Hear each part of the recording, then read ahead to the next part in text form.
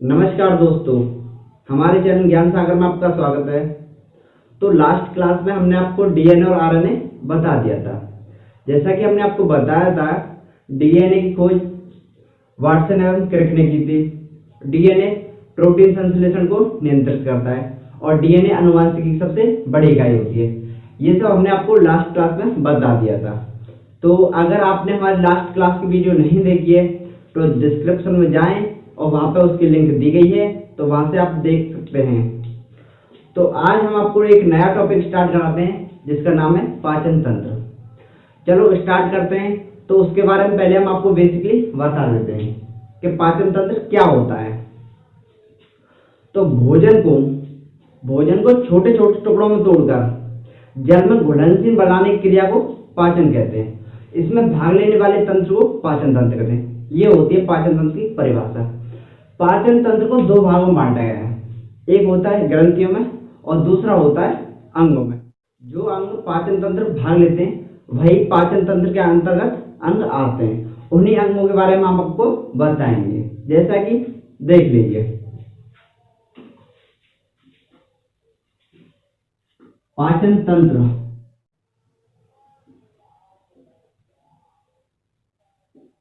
यानी digestive system.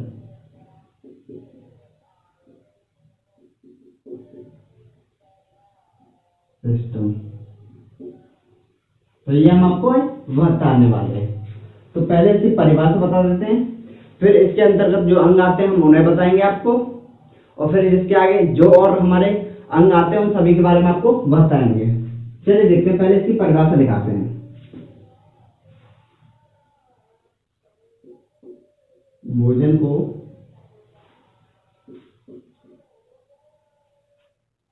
छोटे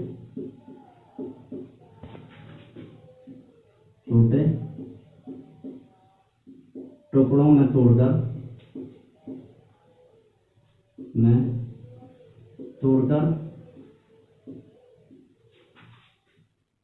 जल में घुलनशील बनाने की क्रिया को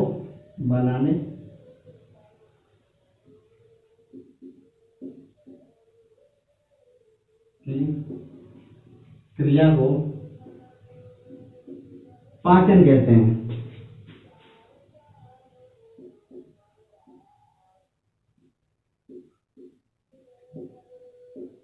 इसमें भाग लेने वाले तंत्र को पाचन तंत्र कहते हैं। इसमें भाग लेने वाले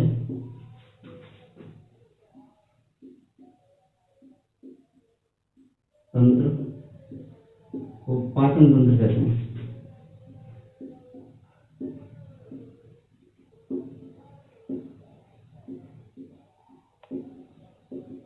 तो ये तो हो गई इसकी परिभाषा। अब मैं आपको बता देता हूं कि इसे दो भागों में बांटे गए, एक होता है ग्रंथियों और एक होता है जो अंग होते हैं। तो देखिए अंग क्या क्या होते हैं और ग्रंथि क्या क्या होती हैं। तो इससे पहले हम बता देते हैं आपको दो भागों में बांटा गया है पाचन तंत्र। कुछ इस तरीके से बांटा गया है,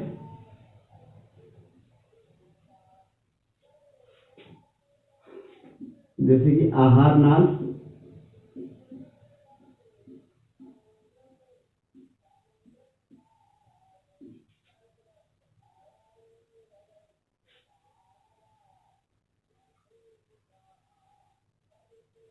मुख गुहा,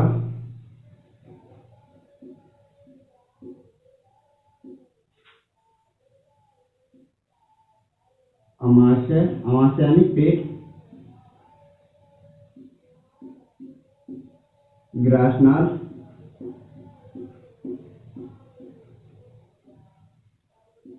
ग्रसनी और कुछ होता है जैसे आंख। आंख में दो प्रकार की होती है, एक छोटी और एक बड़ी।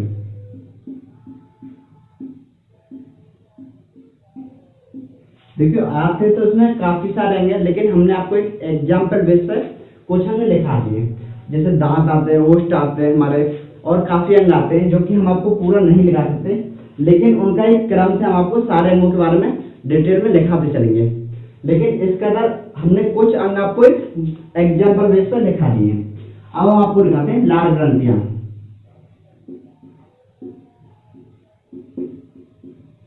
ग्रंथियां जैसे पाचन ग्रंथि,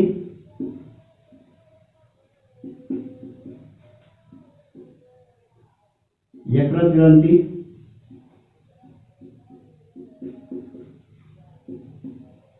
अग्नाशय ग्रंथि,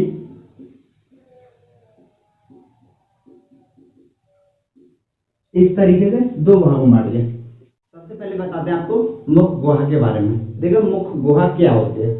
इसे अग्रमुख भी कहा जाता है।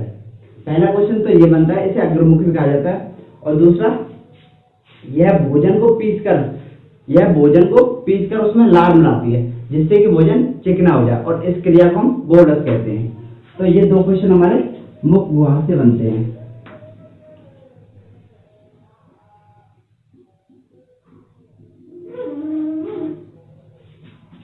इसे अग्रमुख भी कहा जाता है। इसे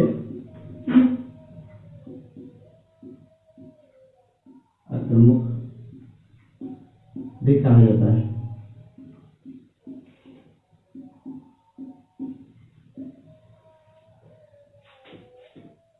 अब बताते हैं इसका कार्य क्या होता है। भोजन को पीसकर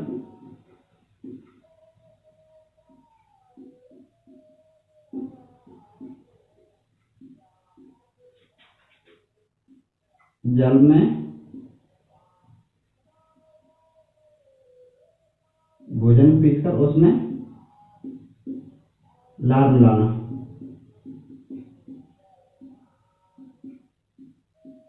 जिससे भोजन चिकना हो जाए।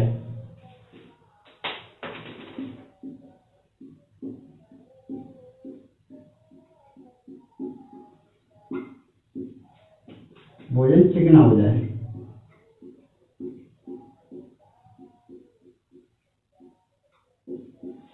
जिससे भोजन चिकना हो जाए, और इस क्रिया को हम बोलस कहते हैं। इस क्रिया को बोलस कहते हैं।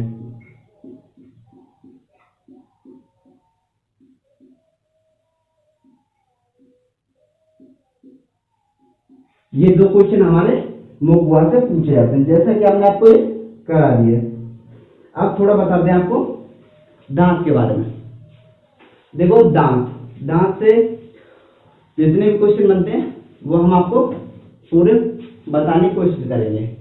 तो दांत से पहला क्वेश्चन तो ये बनता है, दांत के अध्ययन क्या कहते हैं, यानी स्टडी ऑफ टीथ को क्या बोलते हैं। तो स्टडी ऑफ टीथ ओडोंटोलॉजी कहते हैं, ओडोंटोलॉजी।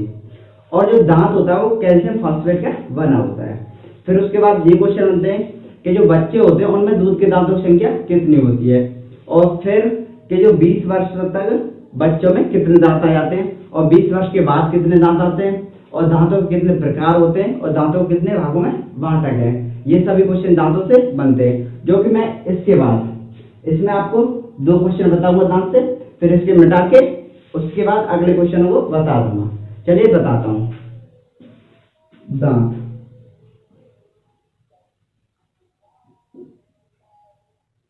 तो पहला क्वेश्चन बनता है स्टडी ऑफ टीथ।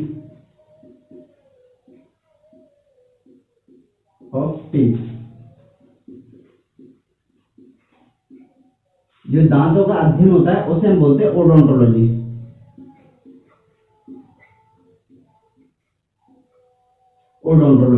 अब बताते हैं दांत किसका बना होता है। तो दांत मैंने बताया था जैसा कि आपको कैल्शियम फॉस्फेट का बना होता है।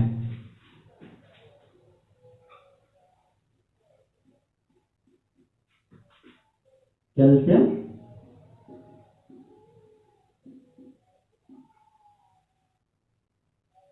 फॉस्फेट का बना होता है।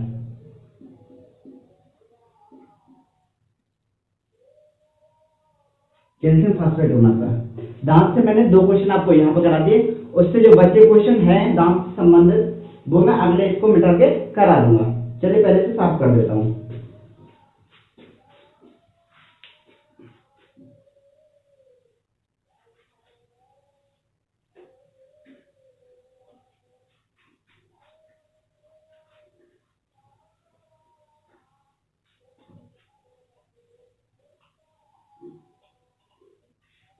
चलिए अब मैं करा देता हूँ आपको जो दांत से हमारे बच्चे क्वेश्चन है। तो पहला क्वेश्चन तो ये है कि जो बच्चे होते हैं उनमें दांत, दूध के दांतों की संख्या 20 होती है। बच्चों में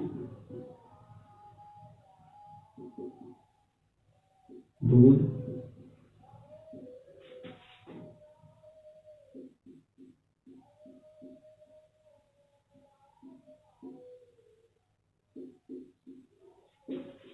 बीस होती है, 20 होती है। अब बता देता हूं जो 20 वर्ष तक मनुष्य में कितने दांत आते हैं। मनुष्य में 20 वर्ष की आयु पर 28 दांत आते हैं, 28 दांत आते हैं।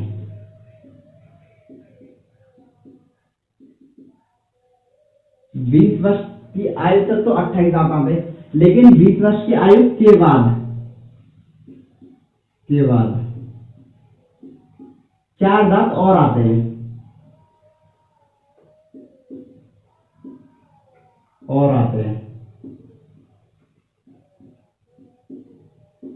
अब देखिए उन दांतों को हम क्या कहते हैं, उन्हें हम कहते हैं आकुल दांत। तो ये हमने आपको दांत की संख्या बता दी।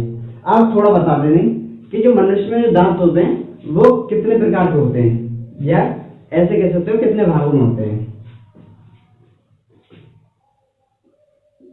मनुष्य में दांत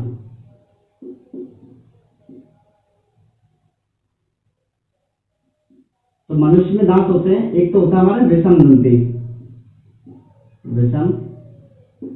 दंती, और दूसरा होता है द्वार दंती।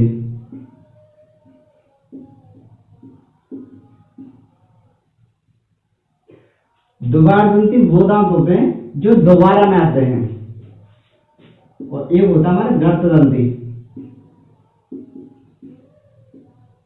ये 3 प्रकार के दांत होते हैं, और ये दांत 2 बार आते हैं, ये 2 बार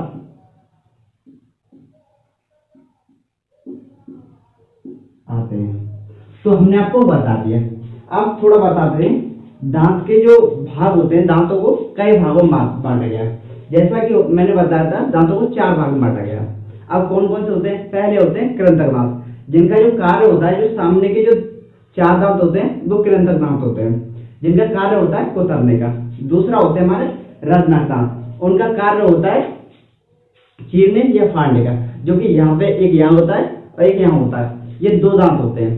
तीसरा होता है अर्धचमड़क, जिनका कार्य होता है चबाने का, और चौथे होते हैं एक चवर्णक, जिनका कार्य होता है पीसने का, जो कि यहाँ पे पाए जाते हैं।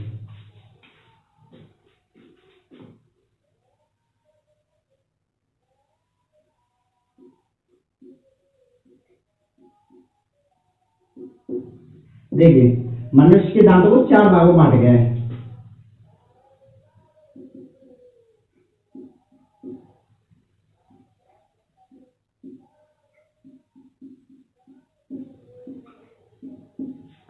बांटा गया है, और कौन कौन से होते हैं? देखिए पहला होता है हमारे कृंतक। मैं आपको इनके कार्य और इनकी जो संख्या होती है वो भी बताते जाऊंगा, लेकिन आपको समझना है कि मैं एक दांत की बताऊंगा, यानी या तो आप ऊपर लेके समझ सकते हो या आप नीचे लेके किसी एक की समझ सकते हो। कृंतक दांत, इनका कार्य होता है कुतरने का, कार्य होता है कुतरना। अब इनकी संख्या होती है 4। जो सामने के जो 4 दांत होते हैं उन्हें हम कृंतक दांत कहते हैं। दूसरा होता है हमारा रत्नक, इनका कार्य होता है चीरना व फाड़ना, किसी वस्तु को चीरने और फाड़ने के कार्य रत्नक दांत का होता है, जिनकी संख्या होती है 2। जो कि देखो एक इस तरीके से होते हैं हमारे दांत, पहले 4 होते हैं, फिर उसके बाद दो होते हैं जो हल्के थोड़े बड़े बड़े टाइप में होते हैं, ऐसे इस तरीके से। फिर उसके बाद चार चार, दो इधर होते हैं, दो इधर होते हैं, दो इधर होते हैं, उन्हें बोलते हैं हम अग्रचर्मणक। फिर उसके बाद तीन तीन और होते हैं, इस तरीके से कुछ इसकी संरचना होती है। अब इसके बाद होते हैं हमारे अग्रचर्मणक,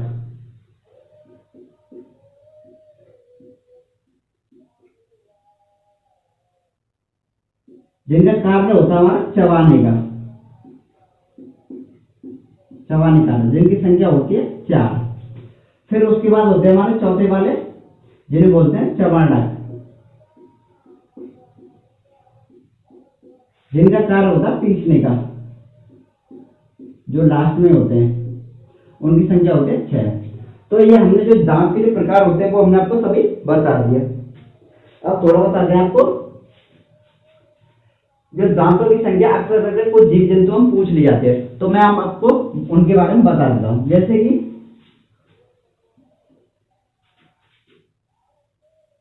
दांत की संख्या, तो जैसे कि शेर में होते हैं 30 दांत, चूहा में होते हैं 18 दांत, मच्छर में होते हैं 47 दांत, मच्छर, और हमारे मगरमच्छ में होते हैं 82।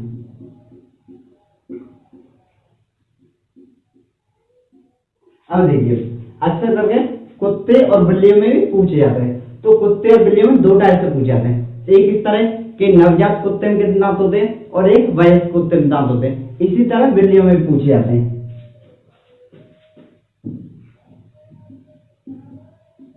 कुत्ता में दो तरीके से पूछे जाते हैं, एक होता है नवजात, जो एक बोल सकते हैं हम, जो कुत्ते का बच्चा होता है जिसे पिल्ला बोलते हैं, वो पप्पी, और एक होता है वयस्क। जो वयस्क कुत्ता होता है, तो नवजात कुत्ते में हमारे 28 दांत होते हैं, और वयस्क कुत्ता होता है उसमें 42 दांत होते हैं। इसी तरह बिल्लियों में भी पूछे जाते हैं।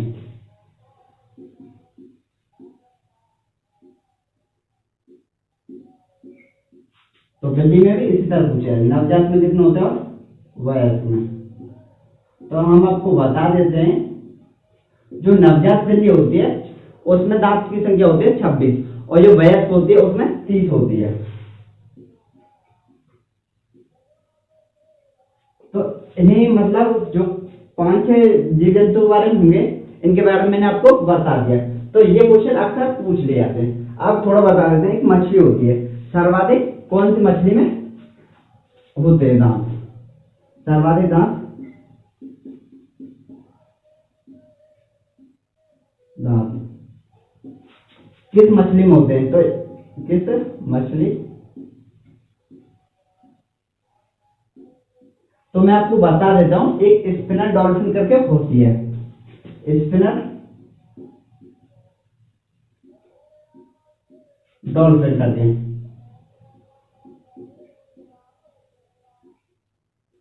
इसमें दांत की संख्या होती है 257 प्लस, यानी 257 से भी अधिक दांत इसमें पाए जाते हैं। अब थोड़ा सा बता देता हूं मैं आपको पुनरुत्थ भवन के बारे में। देखिए, तो पुनरुत्थ भवन क्या होता है? जैसा कि हमारे कुछ अंग ऐसे होते हैं जिनमें चोट लग जाती है तो वे स्वयं ही बहुत जल्दी भर जाते हैं, और कुछ अंग ऐसे होते हैं जिनमें चोट लगने पर बहुत लंबा टाइम लगता है, जैसे कि हमारा यकृत होता है और हमारी जीभ होती है। तो ये कुछ ऐसे अंग हैं जिनमें पुनरुत्थ भवन की क्षमता सर्वाधिक होती है, यानी इनमें जो घाव होता है वो अपने आप ही और जल्द ही भर जाता है। और कुछ अंग ऐसे होते हैं जिनका घाव जल्दी नहीं बढ़ता है, जैसे कि हमारा मस्तिष्क होता है। मस्तिष्क में हमारे हाल ही चोट लग जाती है तो वह जल्दी नहीं भर पाती, उससे के तो ऐसा भी होता है कि याददाश्त भी चली जाती है हमारी, और कभी ऐसा भी होता है कि उसे बहुत टाइम भरने में लग जाता है। तो ऐसे आपको लिखा देते हैं। देखिए, पुनरुत्थ भवन क्षमता क्या होती है? पुनरुत्थ भवन की क्षमता आपको बता देते हैं, कि सर्वाधिक किस्म होती है और कम किस्म होती है। सर्वाधिक, तो सर्वाधिक होती है हमारी, पहला होता है यकृत, उसके बाद होती है हमारी जीभ यानी जो हमारी जबान होती है। अब देखो सबसे कम बताता हूं, सबसे कम, तो आपको बताते हैं सबसे कम होती है हमारे मस्तिष्क में। अब थोड़ा सा बता देता हूं मैं, कौन सा वो जीव जंतु होता है जिसमें पुंडक भवन क्षमता सर्वाधिक होती है, यानी कि उसकी जो, उसमें अगर चोट भी लग जाए तो वो बहुत जल्दी भर जाती है। तो जैसा कि हमने आपको बताया था, अगर जीव या जंतु की बात करें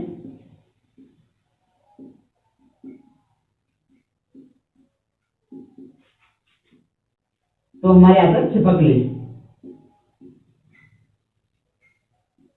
छिपकली में सर्वाधिक पुंडक भवन की क्षमता होती है। कभी आपने देखा होगा छिपकली को हम किसी भी तरह से टच करते हैं तो उसका जो वो छिपकली होती है वो अपनी पूंछ को काट जाती है, वहीं पे काट जाती है, और उसे कुछ दिन बाद अगर आप देखें तो उसकी जो पूंछ होती है वो पुनः वापस आ जाती है।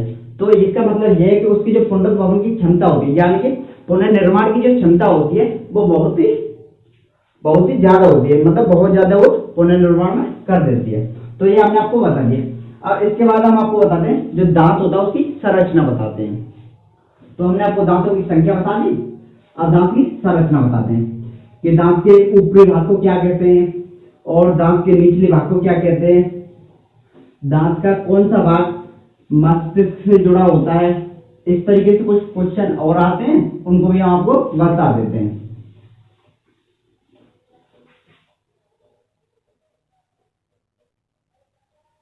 तो देखिए दांत की संरचना,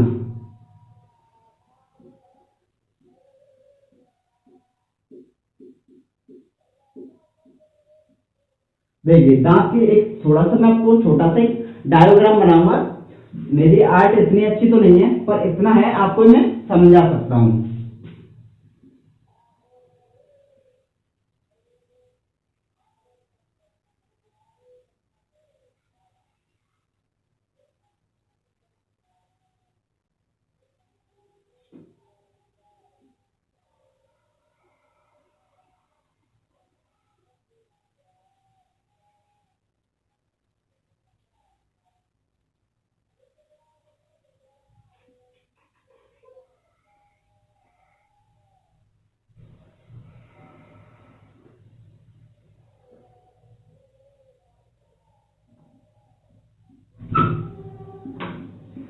ये बता देते हैं हम थोड़ी सी आपको दांत की आकृति, जो हमारा टीथ होता है उसकी थोड़ी सी आकृति बता देते हैं। और इसमें थोड़ा सा पदार्थ होता है जो कि मसूड़े और दांत के बीच की मजबूती होती है। देखिए ये हमने आपको थोड़ा सा दांत का थोड़ा सा आपको डायग्राम बता दिया। अब देखिए जो दांत की जो ऊपरी वो परत होती है वो होती है एनेमल की, एनेमल, दांत की ऊपरी परत होती है एनेमल की, जो कि हमारे शरीर की सबसे कठोर भाग होती है। इससे यही क्वेश्चन आता है, यह हमारे शरीर का सबसे कठोर भाग होता है।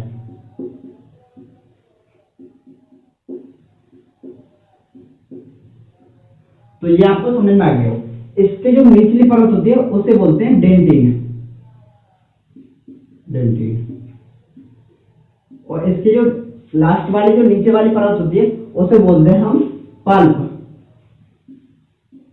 अब आपको बताते हैं पल्प से क्या क्वेश्चन आता है। तो पल्प से ये क्वेश्चन आता है कि दांत का कौन सा भाग मस्तिष्क के ओवलागंटा या फिर एक तरह से इस तरह कह सकते हो मस्तिष्क के तंत्रिका तंत्र से जुड़ा होता है। तो हमको आपको बताना है पल्प,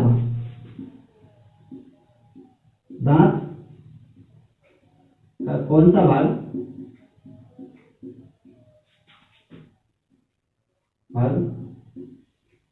मस्तिष्क तंत्रिका तंत्र से जुड़ा होता है,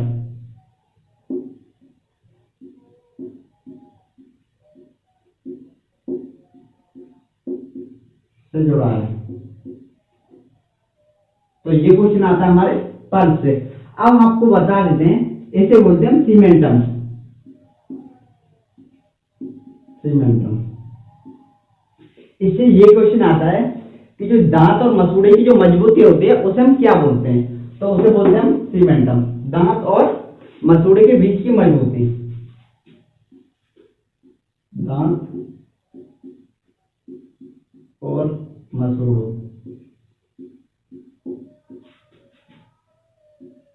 के बीच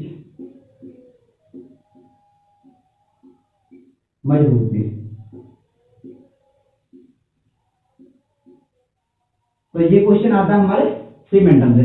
आप थोड़ा बताते हैं कि जो दांत के ऊपरी जो भाग होता है उसे क्या कहते हैं और निचली भाग को क्या कहते हैं। ये तो हमने आपको ऊपरी परत बता दी और ये सीमेंटम बता दिए। अब ऊपरी भाग को बता देते हैं।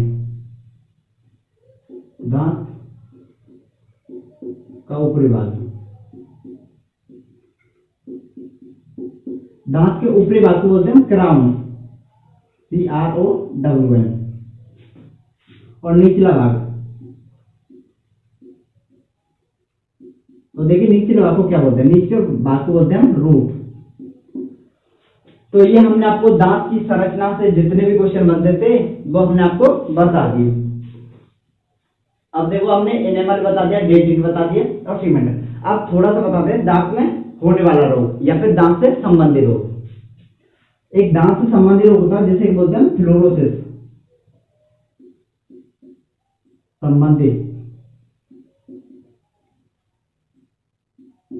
रोग। तो देखिए वो क्या होता है वो रोग, तो वो रोग होता है फ्लोरोसिस।